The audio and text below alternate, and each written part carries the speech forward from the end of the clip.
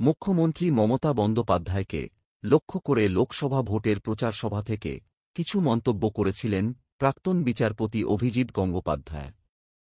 সেই মন্তব্যের জন্য তাঁকে দোষী ঘোষণা করল জাতীয় নির্বাচন কমিশন। এ ব্যাপারে অভিজিৎকে কারণ দর্শানোর নোটিশ দিয়ে কমিশন জানিয়েছে, প্রাক্তন বিচারপতির ওই মন্তব্য সর্বার্থে বেঠিক, বিচারবুদ্ধিহীন, শালীনতার সীমালঙ্ঘনকারী এবং কুরুচিকর। বুধবার হলদিয়ার চৈতন্যপুরে একটি সভা থেকে মুখ্যমন্ত্রীর নাম করে আক্রমণ করেছিলেন অভিজিৎ। তিনি বলেছিলেন, মমতা বন্দ্যোপাধ্যায় তুমি কত টাকায় বিক্রি হও। হলদিয়ার ওই সভার একটি ভিডিও প্রকাশ্যে আসে। সেখানে অভিজিৎকে বলতে শোনা যায়, তৃণমূল বলছে রেখা পাত্রকে কেনা হয়েছিল ২০০০ টাকায়। মমতা বন্দ্যোপাধ্যায় তুমি কত টাকায় বিক্রি হও।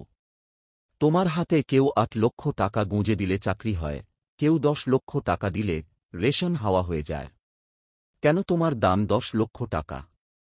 তুমি কেয়া শেঠকে দিয়ে মুখে মেকআপ করাও বলে। আর রেখা পাত্র গরিব মানুষ, লোকের বাড়িতে কাজ করে, আমাদের প্রার্থী। সেজন্য তাঁকে ২০০০ টাকায় কেনা যায়। একজন মহিলা হয়ে উনি এক মহিলা সম্পর্কে এ কথা বলেন কি করে?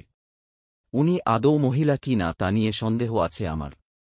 অভিজিতের এই মন্তব্যের উল্লেখ করে রাজ্যের শাসক দল তাঁর কড়া নিন্দা করে। অভিজিতের মন্তব্যের ইংরেজি তর্জমাসহ কমিশনেও তাঁর বিরুদ্ধে অভিযোগ দায়ের করেছিল তৃণমূল। শুক্রবার সেই অভিযোগেরই জবাব এল কমিশনের কাছ থেকে।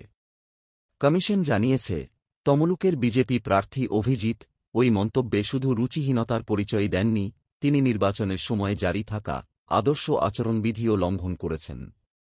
এই মর্মে কমিশন আগামী সোমবার ২০ মে বিকেল ৫টার মধ্যে অভিজিৎকে তাঁর ওই আচরণের কারণ দর্শানোর নির্দেশ দিয়েছে। কমিশন এও জানিয়েছে যে, যথাসময়ে অভিজিৎ যদি নোটিশের জবাব না দেন, তবে কমিশন ধরে নেবে এ ব্যাপারে তাঁর কিছু বলার নেই এবং পরবর্তীকালে তার ভিত্তিতেই অভিজিতের বিরুদ্ধে আদর্শ আচরণবিধি ভঙ্গের দায়ে পদক্ষেপ করা হবে। বৃহস্পতিবারই অভিজিতের মন্তব্যের কড়া সমালোচনা করেছিল তৃণমূল।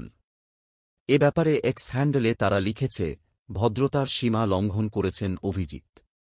তিনি এতটাই নিচে নেমেছেন যে রাজ্যের মুখ্যমন্ত্রী এবং দেশের একমাত্র মহিলা মুখ্যমন্ত্রীর দাম ঠিক করছেন।